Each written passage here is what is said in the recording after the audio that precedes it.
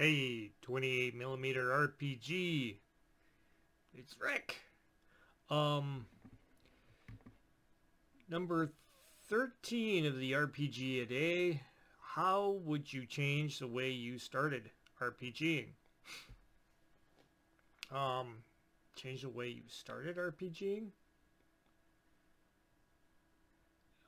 If this is asking how I would change the way I played or game mastered, how would you change the way you started RPGing?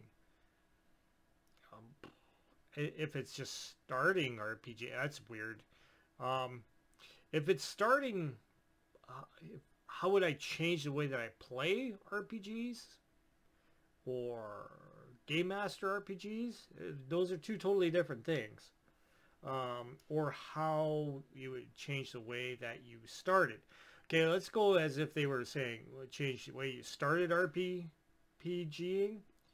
Um, I guess that could be inclusive in all of that. So as player wise, okay, player wise, um, you know,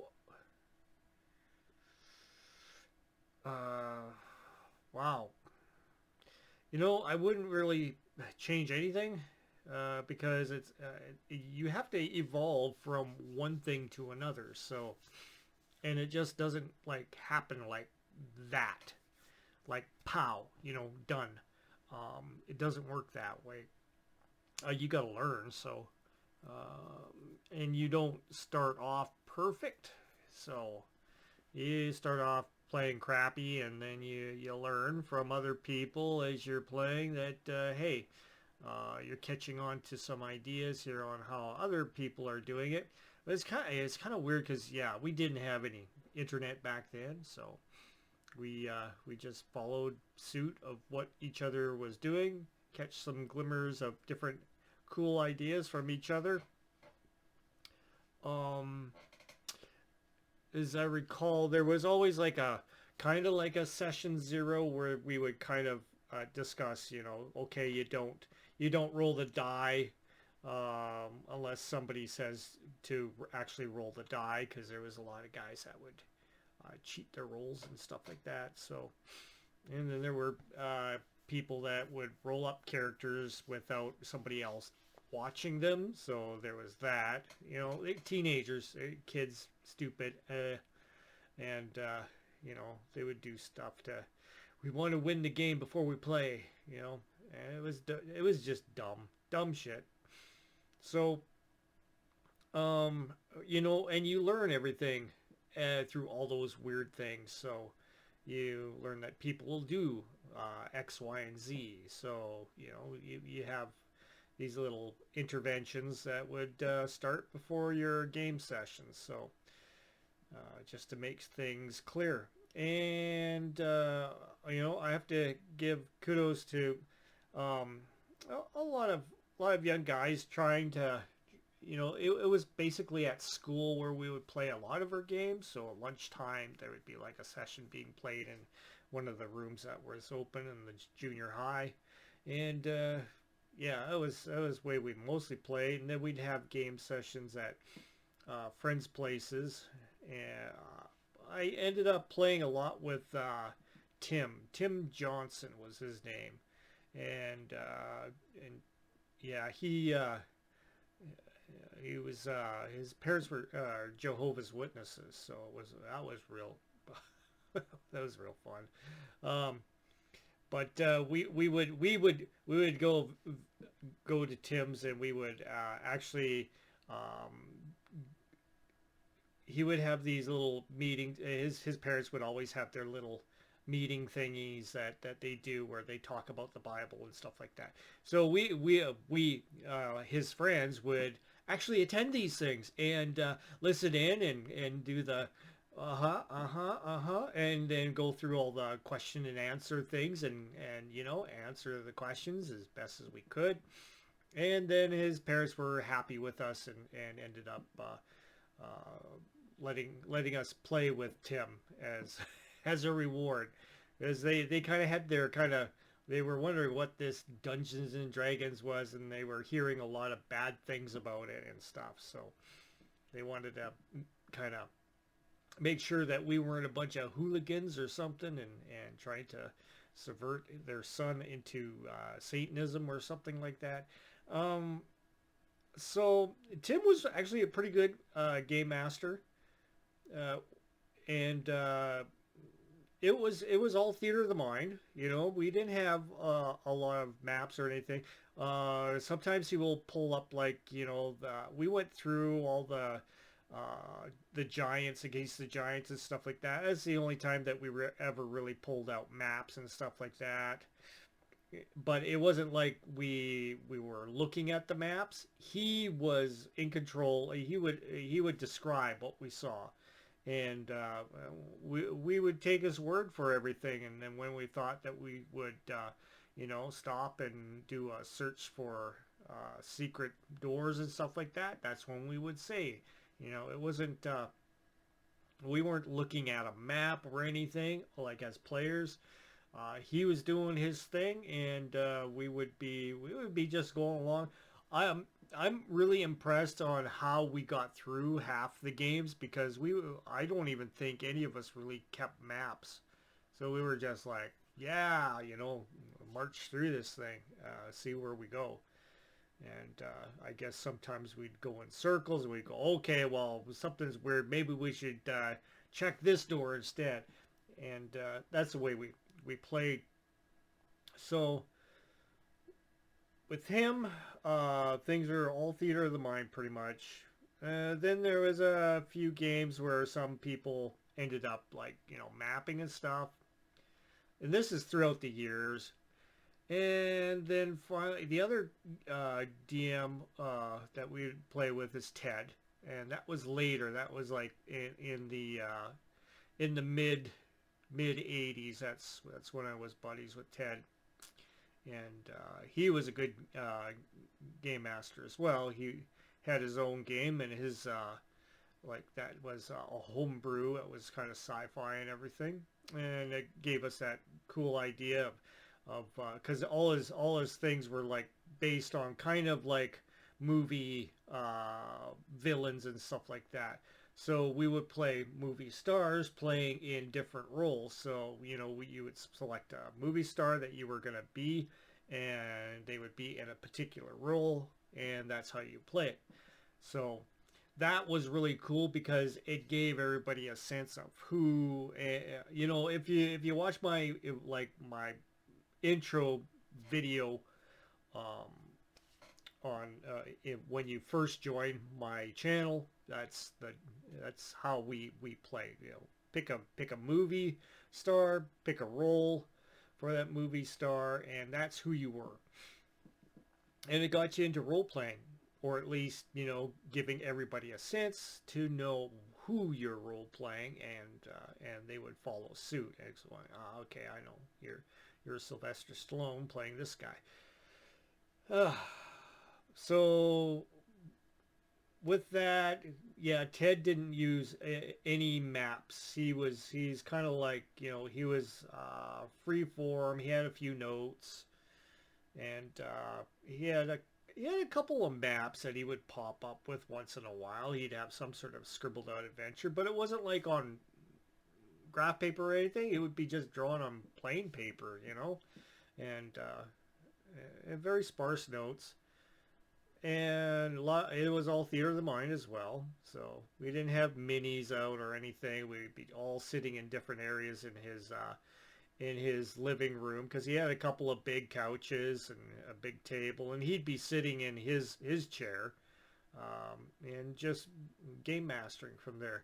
So I learned that was a cool way for me to learn to play characters. So and it was easy too, because even though we weren't voice actors or anything, but it was easy to kind of imitate an actor in a particular role sometimes, depending on who you picked. Like if you're playing Arnie, you could do the Arnie voice, and if you were good at the Arnie voice, sure, why not?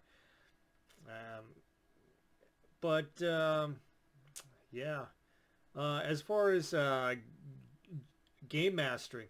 Now that was, I went from going running modules, of course, because everybody did. That's how you learnt, first off. And then you would start taking on, okay, I'm going to make a world and all this stuff, and then you draw up this elaborate plan of everything for the world and all this stuff.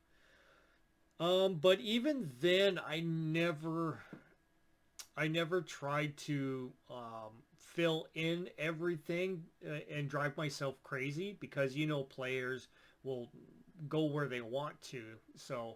Um, so I kind of kept to just non-player characters and concepts on what these non-player characters, what their goals were. So that I always kind of went that route, because I knew after my first few games, they're not you could show them a hole, but are they going to go in that hole? They might go, we're going to go do this thing, we're going to go. So you become your own worst enemy, because you're always saying, okay, well, in this area you have the swamps over here, and you have the mountains over here, and you have valleys over here, and you have caves over here. And then you're like, okay, so I know that they might want to go to the caves because they heard about monsters and stuff like that, the caves. And then instead of them going to the caves, which you prepared for, they go to the swamps. So you learned that. Shut your mouth. Just tell them that there's caves in this area, and that's where they're heading to. And boom, that's what they do. Um, don't give them any more information unless you want that information to be known and that you have that prepared. That's important.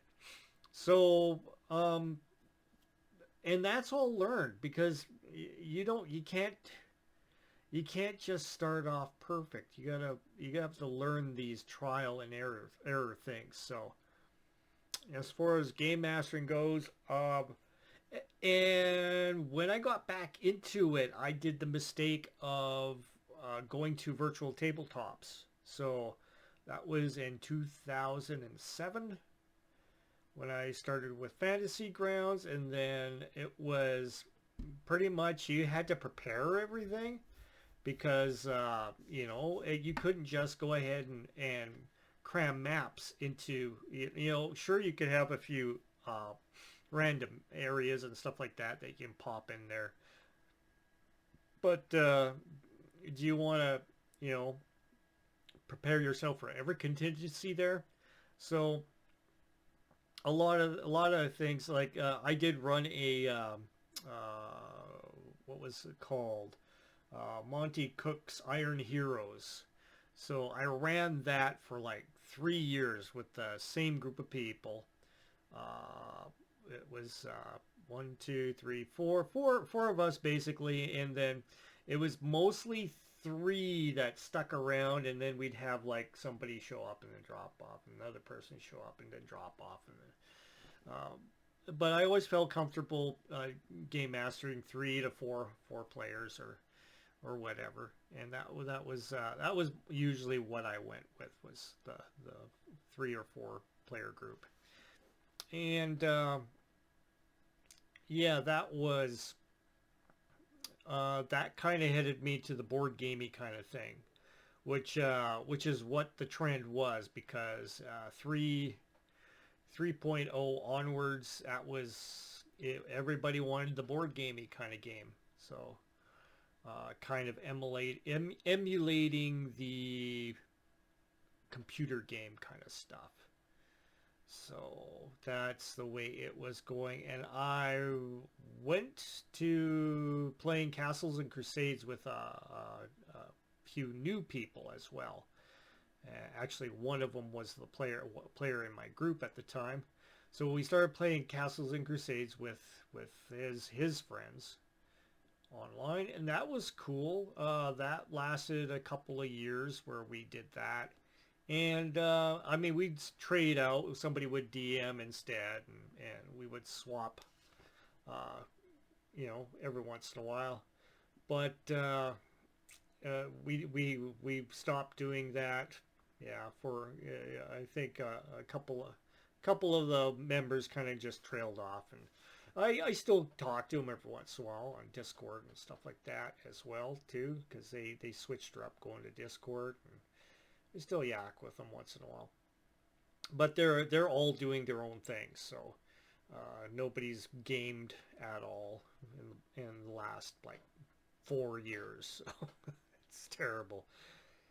So me coming back into playing on the new Fantasy Grounds Unity, um, and like I say, I'm stopping with the board gamey kind of stuff. I shouldn't have started with the board gamey kind of thing.